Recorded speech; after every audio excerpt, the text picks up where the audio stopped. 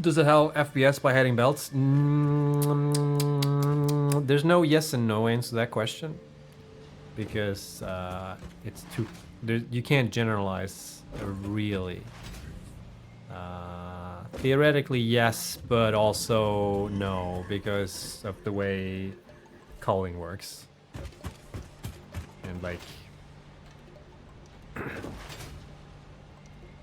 yeah, there's no easy answer to that question. Because like it's good up to a certain extent, but then I mean I guess I need to wake up.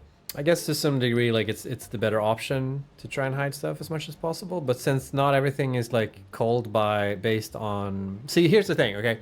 When you have a game and you have like a wall and you have like stuff behind that wall is usually just like when the GPU is doing the culling checks, it's doing bounding checks essentially. So like if something's blocking something else, then it'll be like, okay, there's something obfuscating this thing, so I don't need to render the thing behind it. The problem with our game is that we don't have like when you're building a wall, you're building a wall out of many pieces. And when it's doing the culling checks, this is generalizing it a lot, but essentially when it's doing the culling checks, it's missing a lot of cases because the walls aren't obfuscating everything fully. So like even if you encapsulate a factory within walls, like when you're doing the collision checks, it's doing the collision checks on the walls separately. So like if you have a conveyor pole like that and the camera is behind the other side, then that will get obfuscated probably in certain angles.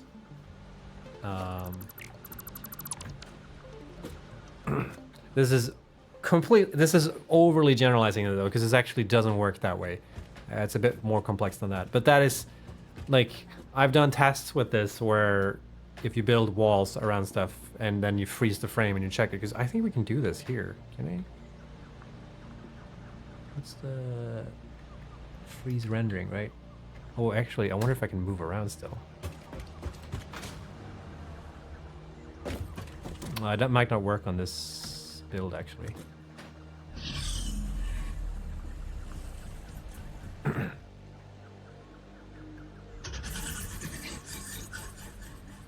Yeah, command not recognized. Too bad. Maybe I can demonstrate it in the video or something, because you can actually check like what is obfuscated or not in editor.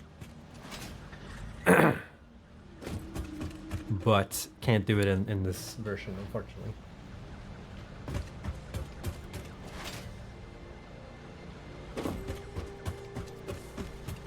And we can obviously extend it so that like when you're building stuff, it'll create like one bounding box instead of many. But that is a system that is very prone to issues, and we've elected not to do that because of the issues that would arise. We're actually working on something very similar to that right now, where all the foundation pieces in the game, when you place them down, they will instead of it being like, because right now there are actually like game objects for all of these foundation pieces, right? And they're taking up certain space.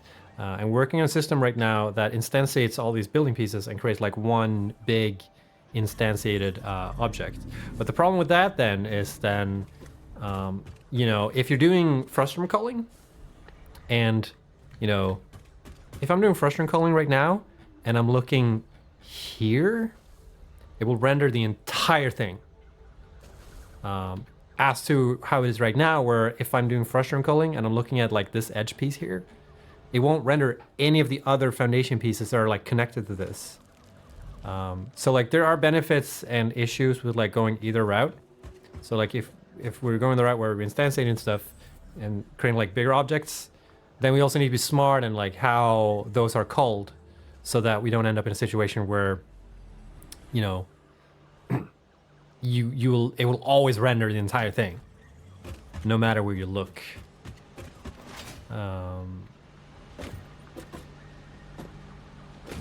So it's super. I wish there was an easy way to solve these problems, but unfortunately, as with life, there are a lot of edge cases, and there's no like perfect solution to everything.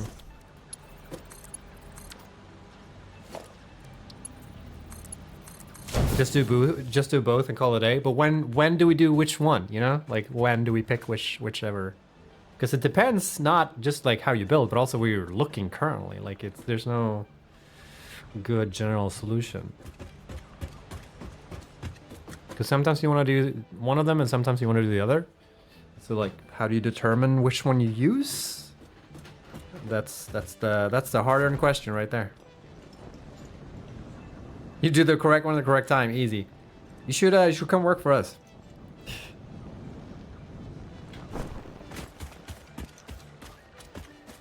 Hello from Skövde. Oh, I'm sorry to hear that. I'm not in Skövde though, so we're good.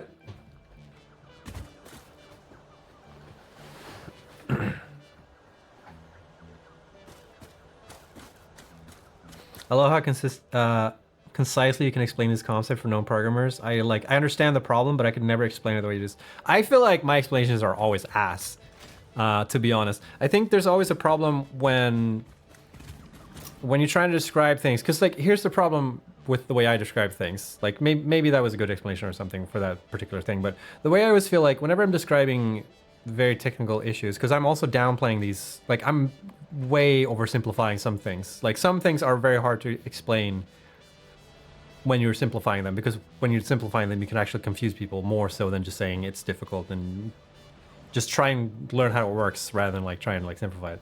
Because I feel like a lot of one problem with certain tech in like when it comes to programming and game development is that people have one idea roughly how it works based on like some simplified solution explanation, but then it actually when they apply it in certain different situations, it doesn't actually work that way, and it's confusing.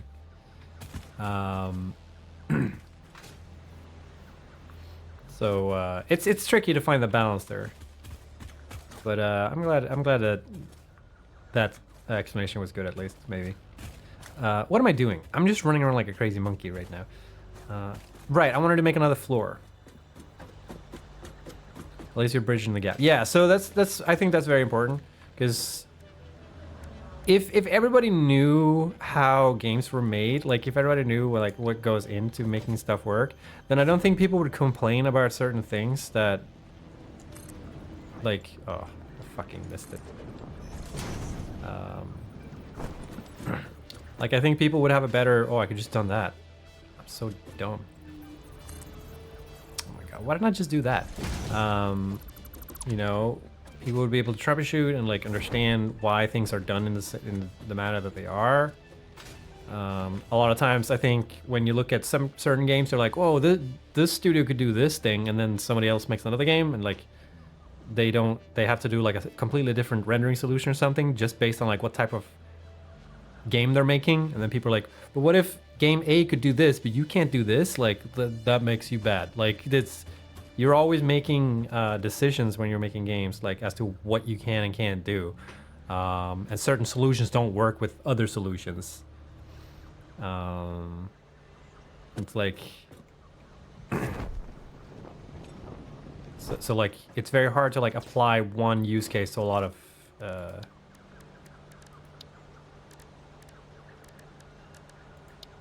situations. Yeah, it's all about the trade-offs, exactly.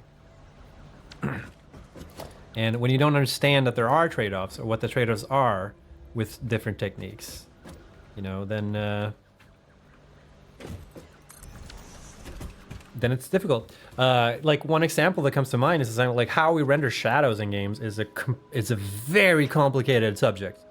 And it's like the solution that most games use is actually quite like it's quite bad, honestly. But it's the most widely adopted one because it's the most like what's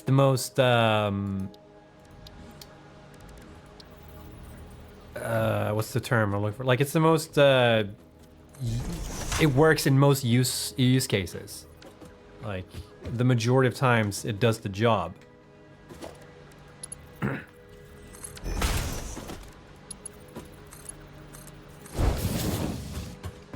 versatile. That's the word I was looking for. And it's like if you ever make a game where you need like way higher res shadows, or you know, if you want to do like something like with the shadows are magic and do some, you know, stuff, then you can't use that solution because you need to make your own. And if you make your own, maybe it's like super performance heavy or something like that, right? So and then like shadows will look good for that game or something. But whoops, I think yeah. Good thing that we're playing an update 8. So we can do this. Which is the button again? R. Be gone. Oh, dude. That was so annoying in update 7. Holy shit. Ugh.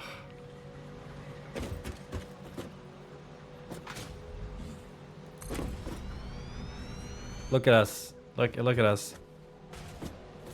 Which approach are you referring to? Cascading shadow maps. It's like if you think about it, like the more lights you have in the scene, the hard, like if you ever implemented cascading shadow maps, you know it's a weird it's a weird solution.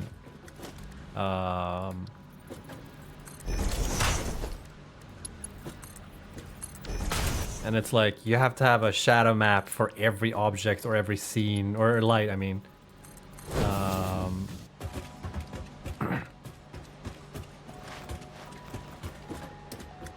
And yeah, it's weird. I remember how first when I want to learn how to do it. Yeah, I just ray trace everything, and yeah.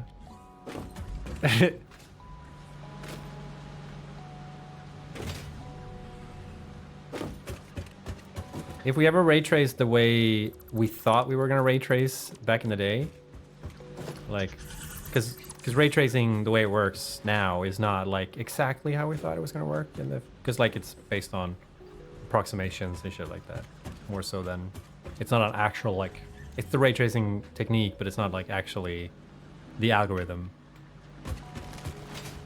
And then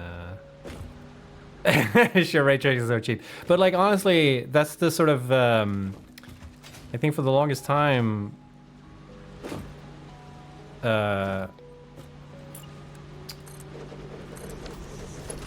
rendering engineers have always anticipated that like ray tracing is gonna be like the thing maybe someday.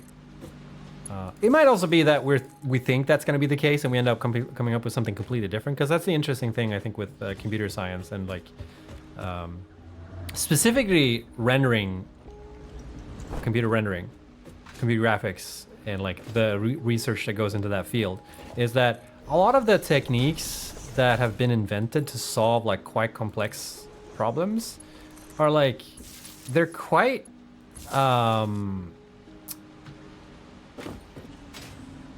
they're not super advanced. Like the way 3D graphics work in general isn't like it's complex, but it's like I can understand most of it, and I've implemented my own like low level rendering using the APIs and everything. And like when we had sort of the foundation for that API, or like the way we do 3D graphics, it was quite crude.